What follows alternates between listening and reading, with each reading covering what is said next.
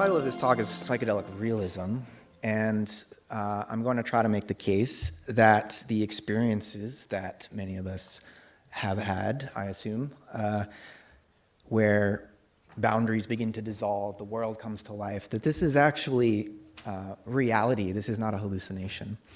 And there are good philosophical reasons for believing so, some of which we have already heard. So what happens when you mix psychedelics and philosophy? Well, as it turns out, they've always been mixed. There is actually a psychedelic origin of Greek philosophy.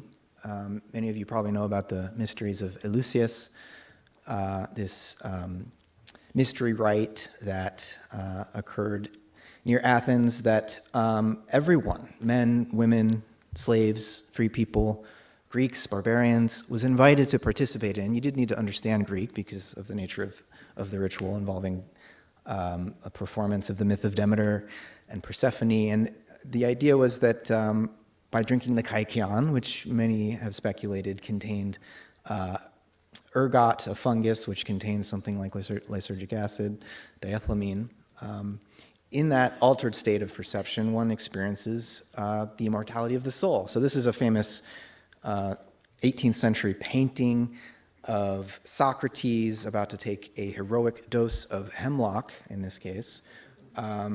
This scene is depicted in Plato's dialogue, the Phaedo, and the famous lines of Socrates right here are, "Let's get high, boys." No. Actually, he says in this dialogue, the Phaedo, Plato has Socrates say that philosophy is preparation for dying. And there's a kind of reversal that I think the psychedelic experience, and that indeed philosophy itself, in the Platonic stream of thought, brings about, where it's a little bit like Zhuangzi's story about the man who dreamt he was a butterfly and waking up and wondering if he's actually a butterfly, dreaming he's a man. How do we know that we're really alive right now, unless we've already been dead? Right? How do we even tell the difference? And so, Socrates is very willing, after his own members of his polis convicted him of corrupting the youth and not believing in the gods of Athens. He's very willing to accept the death penalty here because, as far as he's concerned, the soul is immortal. We heard that wonderful D.H. Lawrence quote this morning about how the human body, our eyes connect to the fire of the sun and our feet to the earth and so on, that we're a kind of microcosm. There's another great line from D.H. Lawrence that I think applies, and I think was probably inspired by this line, where Socrates says philosophy is preparation for dying. D.H. Lawrence says that as we approach death, we're building the death ship. The soul is, in some sense, the death ship or the ship of death. So, I guess the takeaway from this slide is philosophy has always been psychedelic.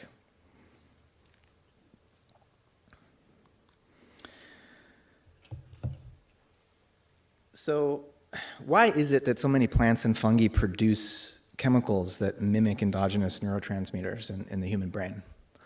Well, this is because we have co-evolved with plants, insects, fungi, and animals, other animals. The last common ancestor of all eukaryotes lived about 1 billion years ago. That's cells that have the nucleus. We have been co-evolving, or rather plants, fungi, and insects have been co-evolving for about 400 million years. And so plants have what are called primary metabolites, which are required for their own internal metabolism. They also have secondary metabolites, like terpenes and alkaloids, that don't have an immediate metabolic effect for themselves, but they're known to have ecological functions. They're a bit like ecological tuning forks, as it were. They allow members of one species to communicate to other members of their species, but also across species.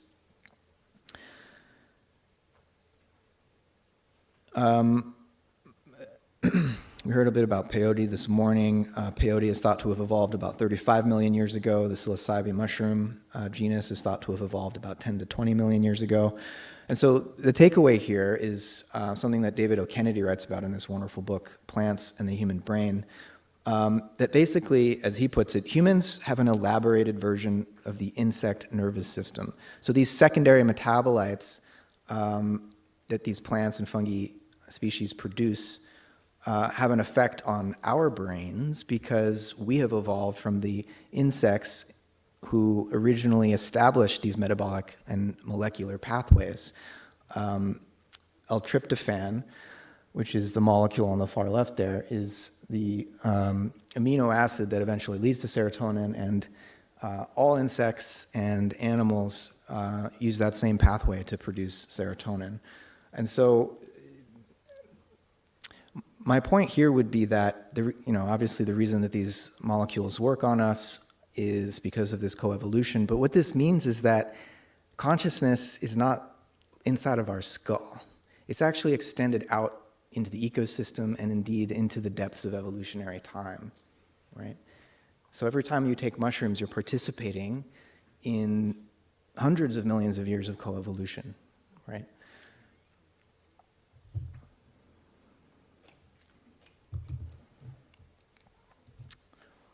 So we are here in many ways, in many senses, because of the psychedelic research renaissance. I specify research renaissance because it's not as though psychedelics weren't still being taken and psychedelic culture wasn't still flourishing. It's just that the academy wasn't paying attention. But beginning in 2006, with the famous paper now published out of Johns Hopkins University, this one, Roland Griffiths and company, psilocybin can occasion mystical type experiences. Now, all of a sudden, scientists, philosophers, anthropologists, psychologists are very interested in the study of psychedelics. A couple great books there, particularly the one on the bottom right, I would recommend, or your left. And so, there were a few studies in the 90s in Switzerland, but it was really this 2006 Johns Hopkins study by the late Roland Griffiths and his colleagues that blew the lid off psychedelic research. And Griffiths used a so-called mysticism scale to measure the experiences that people had after ingesting a decent dose of psilocybin. And this mysticism scale was borrowed from a scholar of religion named Ralph Hood, who himself developed the scale reading Walter Stacey's book on the phenomenology of mystical experience. And this scale has been well validated. It really holds up, but it's controversial, as we'll see, because there are some psychiatrists and neuroscientists who think that it's priming people who have these experiences to interpret it in a spiritual or mystical way.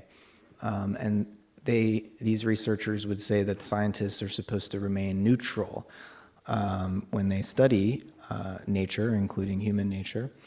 And that's what I want to actually challenge today. So there are various approaches to the study of psychedelics. There's the medicalization pathway. There's the more traditional and indigenous healing pathway. Typically, the medical pathway is individualized, right? So there are psychedelic treatments for individual mental health diagnoses. Whereas the more spiritual approach, these generally happen in groups and circles in the context of rituals. But there's also a way in which psychedelics can be used as research instruments themselves to catalyze new discoveries. This is Bruce Damer. Is Bruce in here right now? No? There he is. He has this capacity to imagine himself as a protein folding in a cell. And as an astrobiologist, I think these visionary experiences have contributed tangibly to the new discoveries that he's partaking in. And then Merlin Sheldrake. I wish my friend Merlin could be here today. He would probably put on a great show for us. He's written this book, Entangled Life, where he talks about participating in an LSD trial. He jokes in his book about the questionnaire he received when he was coming down, which asked him, on a scale of 1 to 5, how would you rate your loss of your usual identity? How would you rate your experience of pure being? Difficult to quantify, as you can imagine. And it's really this category that I am most interested in here, psychedelics as catalysts for scientific and philosophical research. Some other important research by Chris Timmerman, who might also be here, this was back in 2001. Psychedelics occasion changes in our beliefs, in our worldview.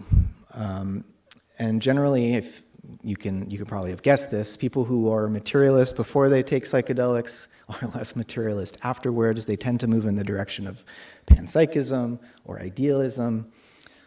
Certainly, this is true both for people who have taken psychedelics for the first time as well as those who use it over the course of a lifetime.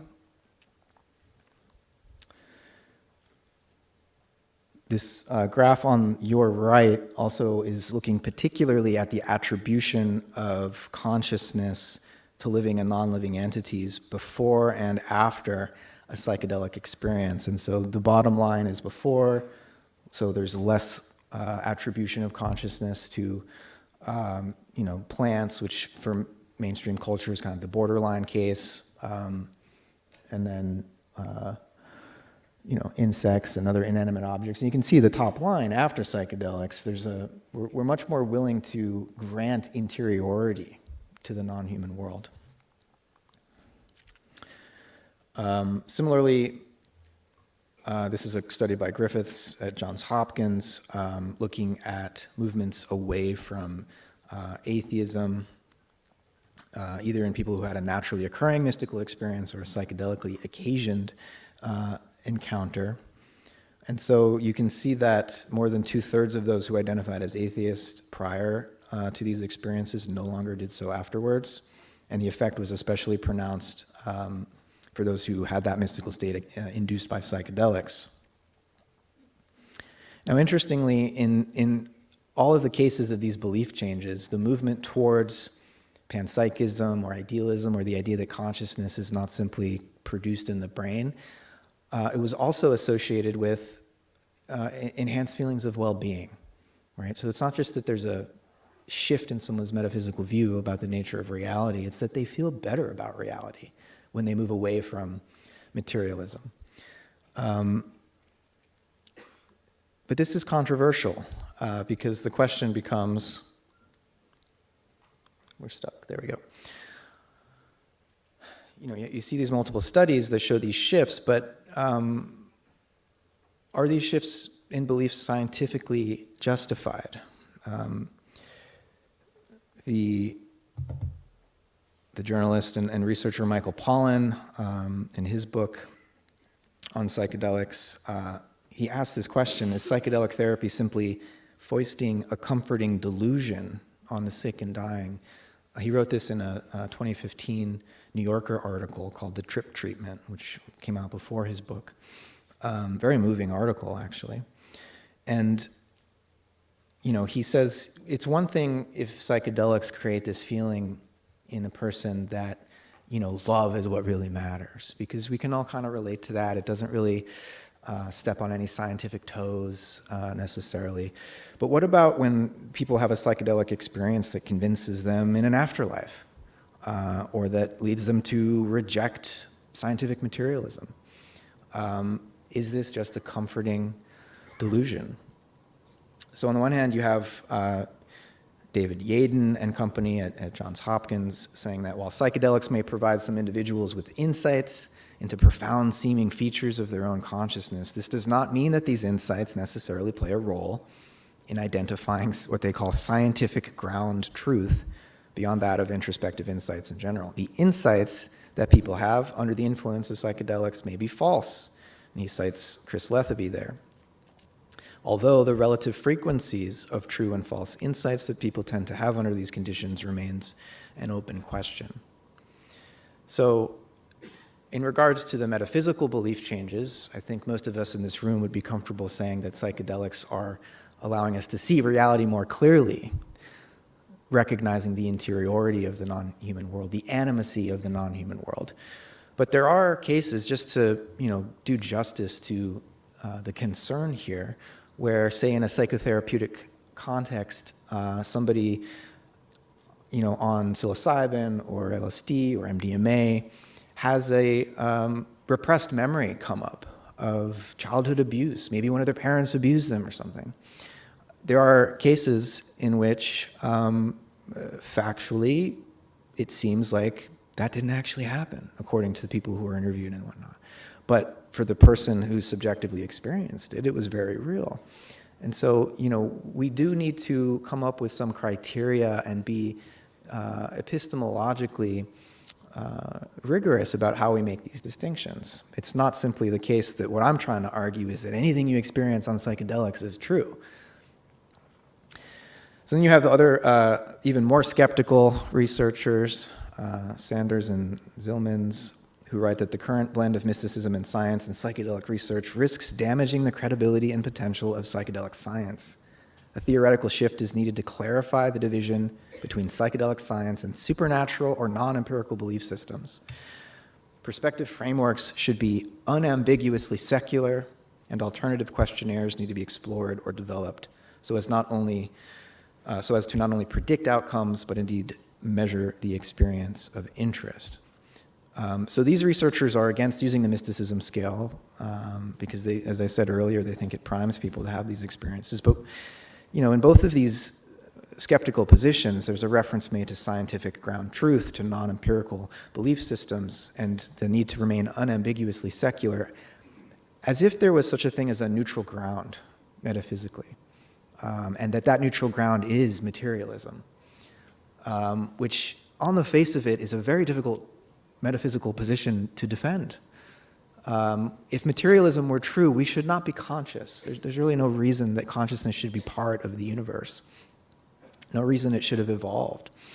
And so I think we need to question that brain faith, as Peter put it, and recognize that there are other metaphysical options. And I'm borrowing Peter's phrase, metaphysical menu here. I think there are basically four positions when it comes to the relationship of consciousness to the rest of nature or the universe. There's materialism, right? The brain faith. Everything is matter, and mind, to the extent that it exists, is a kind of emergent property, either epiphenomenal, or some materialists would grant that consciousness, once it emerges from the brain, can then have a downward causative effect. Well, that's a very mysterious thing.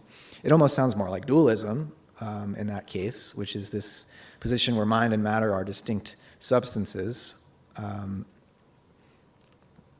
Idealism would be the view that everything is mind and matter is a manifestation of consciousness. And I kind of have idealism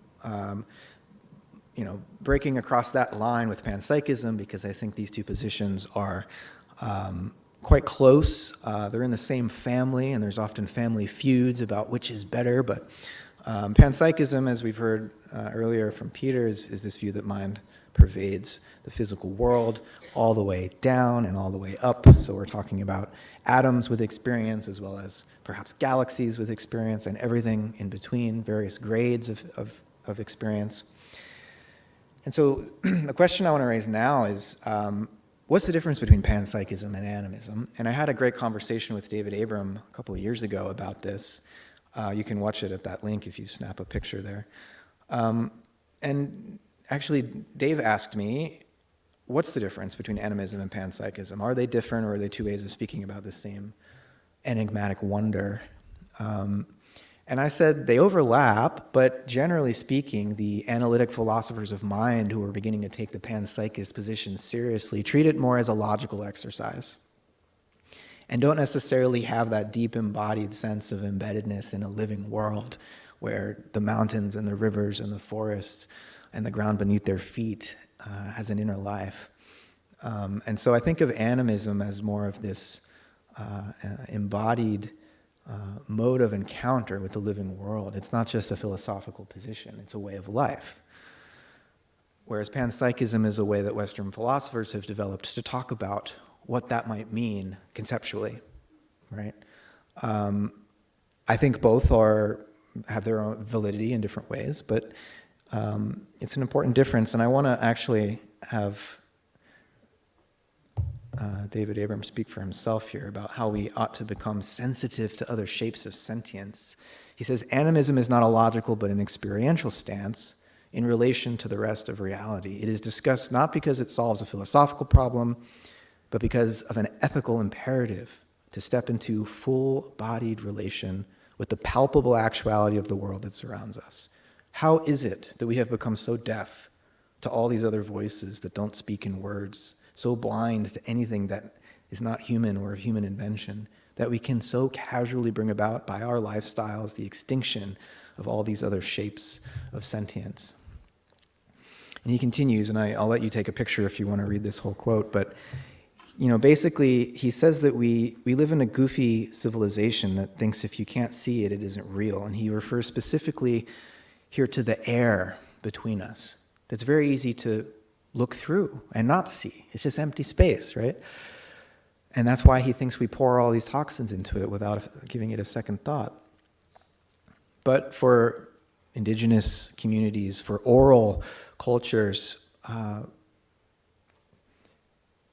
mind is like the wind, right? And the mind is not something in our heads. Rather, we are inside of the mind, just like we are inside of the atmosphere. So David Abram is granting a kind of animacy to the very air we breathe, and we are immersed in that sentience, right? So rather than mind being something inside of us, we are something inside of mind from this animist point of view. He says the mind moves through all of us, blows through us, breathes us. Each being partakes in and participates with that vast sentient field.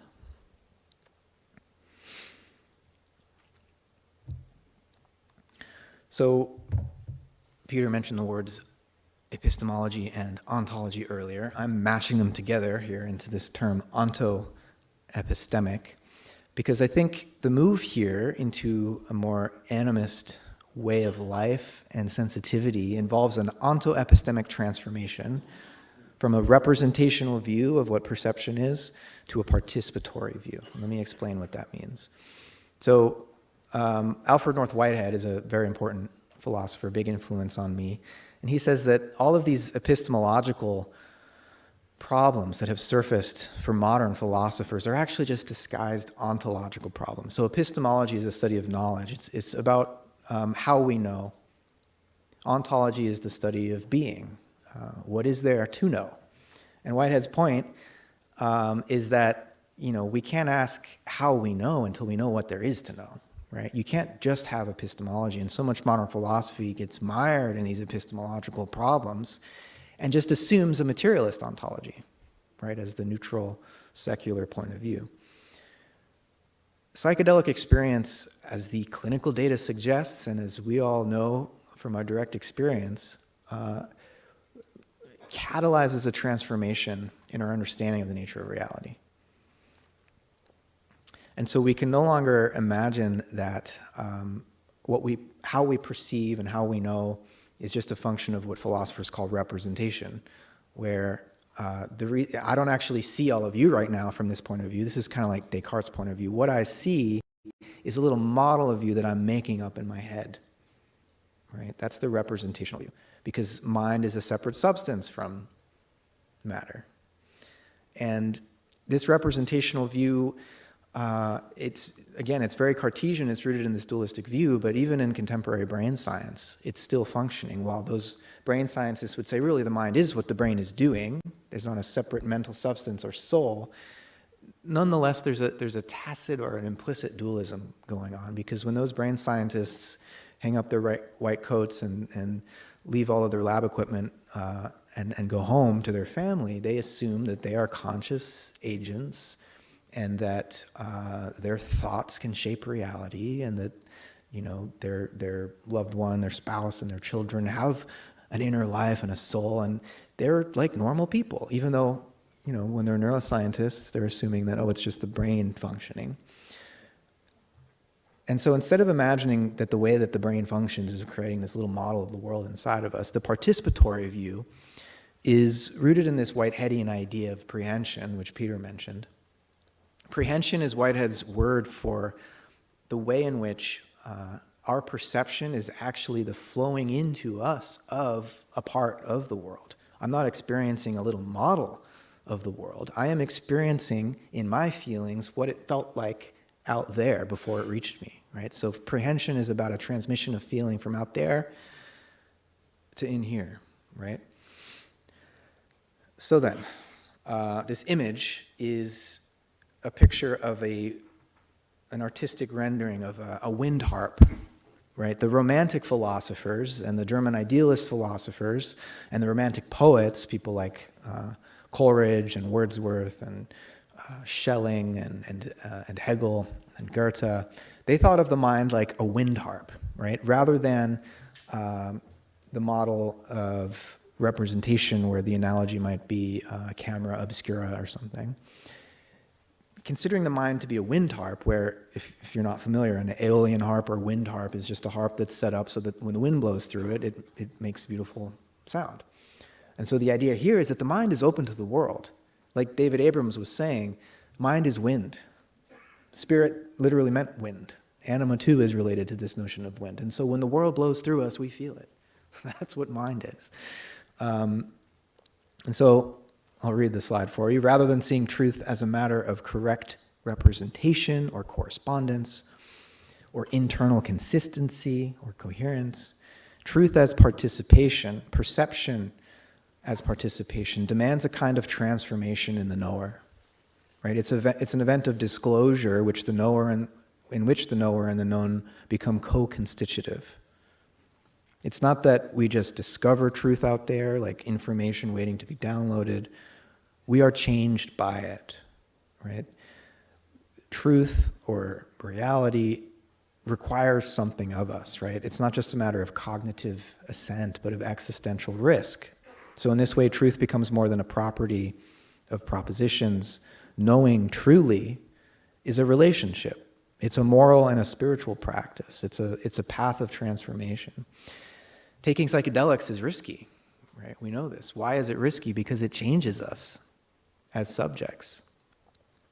We're not the same afterwards. And I think truth, reality, knowledge from a participatory point of view, where we're able to take these psychedelic experiences seriously as veridical, as revelatory, it requires that we risk ourselves, that we're willing to become other than we were beforehand. It's not this neutral stance of the Cartesian observer looking in from the outside at the world and thinking that truth could be described objectively. It's a view of, again, making of ourselves a wind harp, letting the world flow into us so that we can be changed by it. That's the participatory view. Thank you.